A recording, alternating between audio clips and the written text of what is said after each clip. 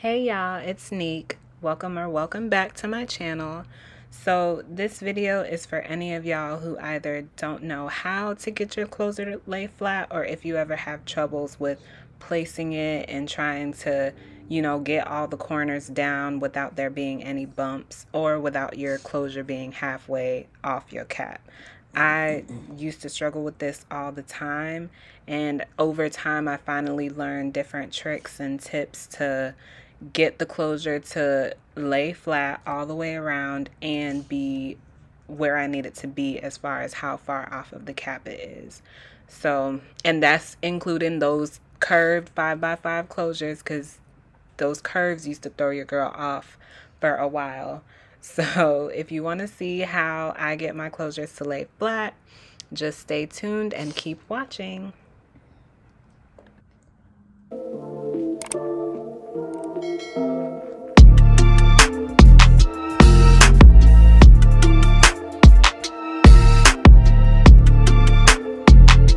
So 5x5s, in my opinion, are always tricky because they are curved in the back and not straight. So you kind of have to play with them a little bit to get it laying flat. So because it's curved, it's not necessarily, in my opinion, y'all can correct me if I'm wrong, it doesn't actually lay flat. It always has that kind of lift.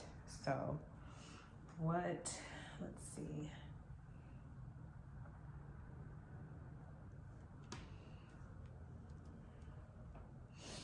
It makes it kind of difficult. So one of the things about closures that they don't really tell you, because it doesn't really come up, or they don't have to tell you, I guess, but they're really hard to, you kind of got to play with them to get them to lay flat. So as you can see, right, this side is flat. If I lay this out flat, right? Oh, can you see it? Hold on, because I want y'all to see this. Okay. So if I lay this down flat, and if I were to pin it here, look how this side would look. It would have a bump. So what I have kind of started to do, let's see. So to try and minimize that, basically I pulled this kind of to the side and back to minimize the amount that this folds, and kind of pull this across as much as I can. And then what I'm gonna do with this side, because as you can see, it's not completely flat. And this is kind of a new thing that I kind of discovered, I guess. I didn't really see it anywhere, because again, I don't ever see anyone like talk about how difficult this is.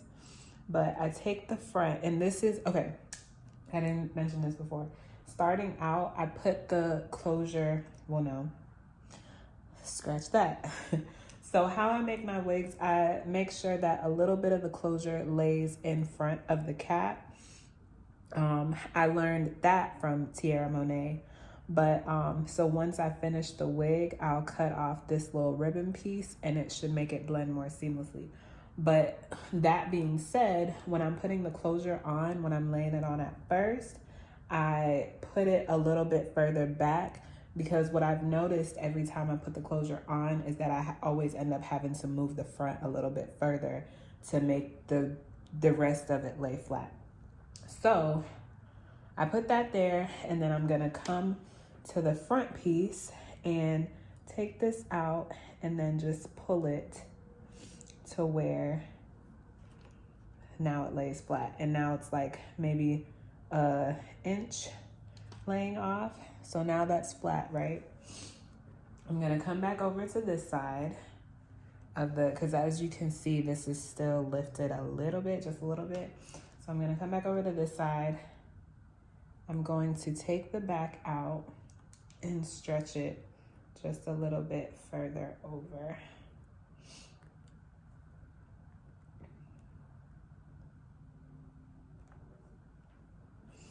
and that helps it lay flat.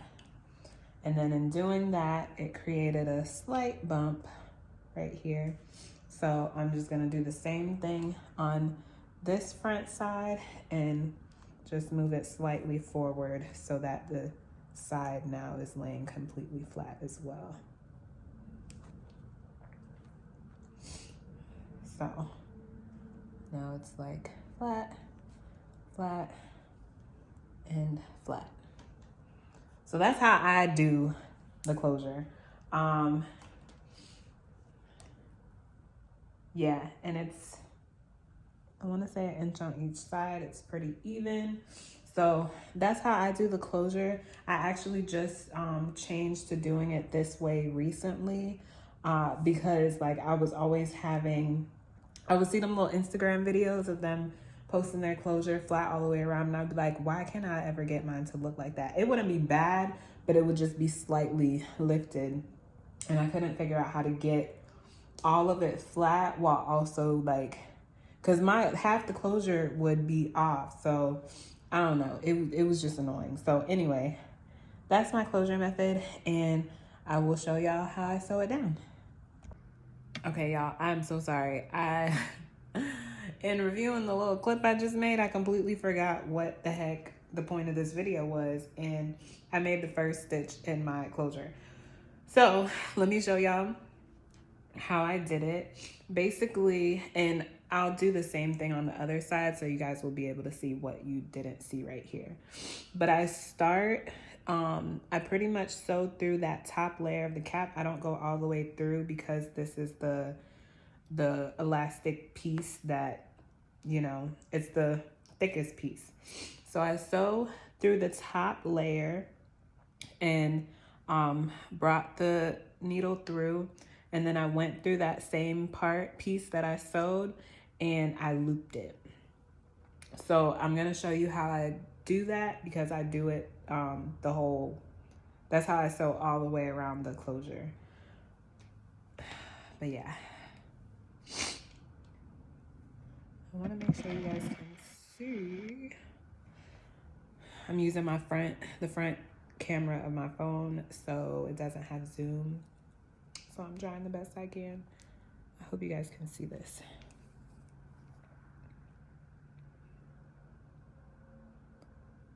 So I'm only going through the front layer, and then I kind of just do like barely to the middle of that little ribbon. Then I loop it around and pull it through. And then I do that again. And I sew them pretty close together because it minimizes the possibility of gaps. Now, this middle piece, not middle piece, but like where it goes from the outside band to the rest of the cap, I don't sew over that just because it just seems like a piece that I shouldn't be sewing over. So I go around it, and basically I come right to the edge of it, go around it, and go right to the other side so that it's still as close as possible. And once I do go over to that, once I do get over onto this part of the cap, then I do sew all the way through the cap. I don't have to worry about layers or whatever. So I'm gonna continue doing that, and then come back and show y'all the other side, because the way that I just had to do that to make y'all see was really hard. So I'm gonna keep the camera here, but hopefully my hand isn't in the way.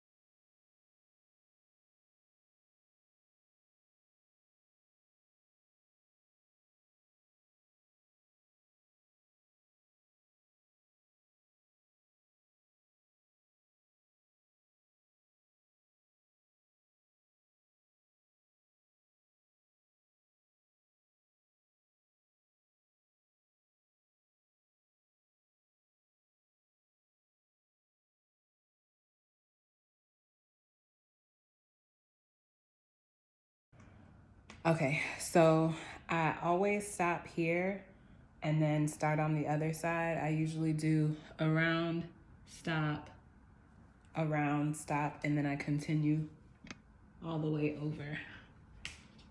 Okay, so now I can show y'all how I started it. This is the same way that I did the other side. So I have my needle and, oh, this is difficult. Let's see. Okay.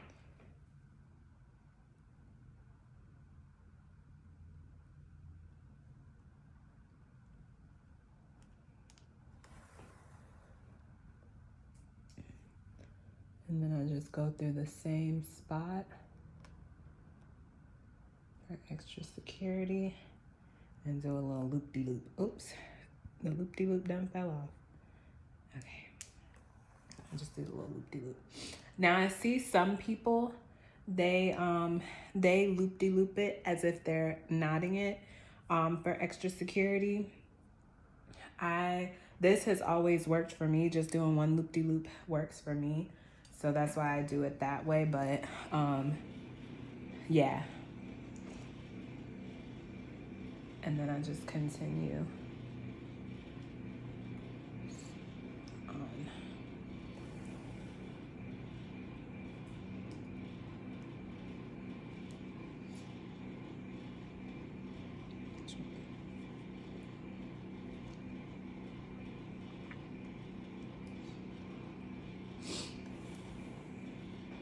I usually would like to pull on the closure too, just to make sure that it lays as flat as possible, but I'm not necessarily doing that for the sake of this video so that you guys can see. But if my hand is still in the way, I'm sorry, I apologize.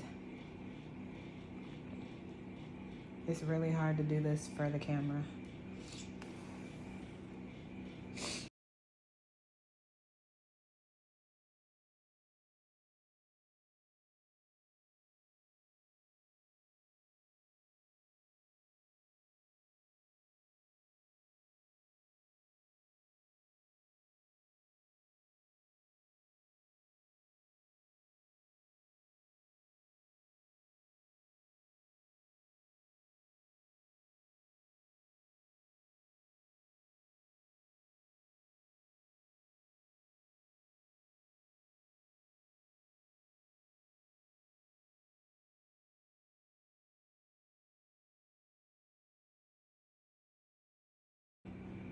End off this side now and then sew that side over to meet it. So let me see if I can.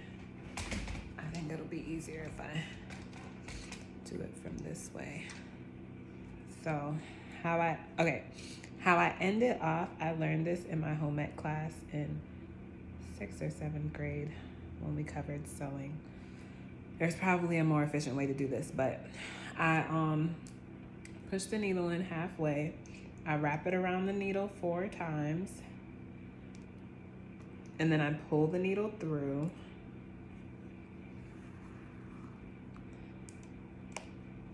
And just pull until that knot is tight.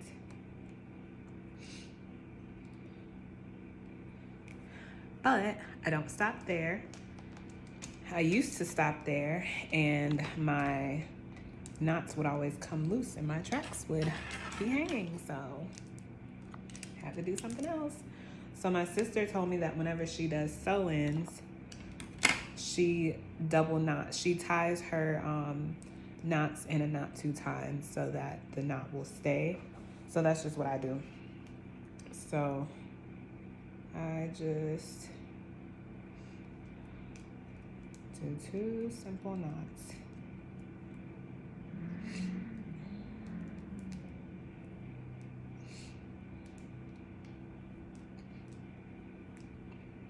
Like that.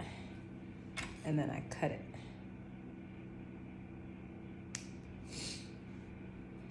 And that's how I end them off. So I'm just gonna come across and do the back. Leave this so that y'all can see it. Okay. I hope I'm able to do it from this way. Okay. So then I just grab my other needle and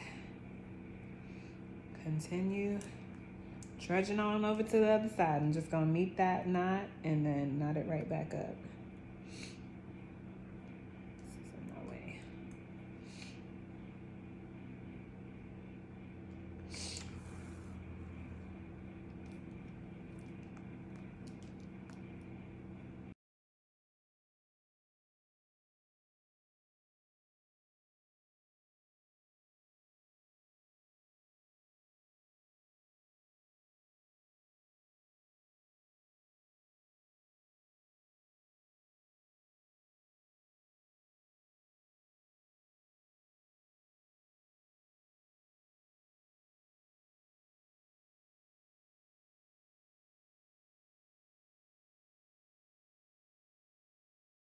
Stitching because it just seems dangerous.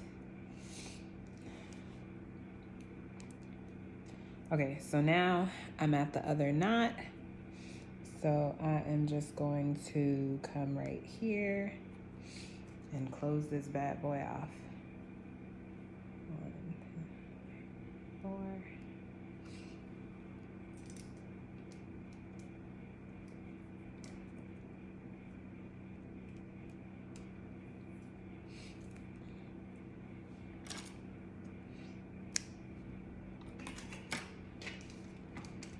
And for anyone who's like, oh my gosh, how does she do that with those long nails? Which you shouldn't, because I feel like half the wig makers on YouTube have long nails, super long nails. But I cut the string extra long so that my entire nail can grab it and do what it needs to be done, okay? And then just cut that little piece off.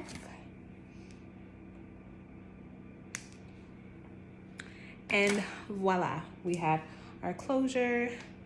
She's laying nice and flat.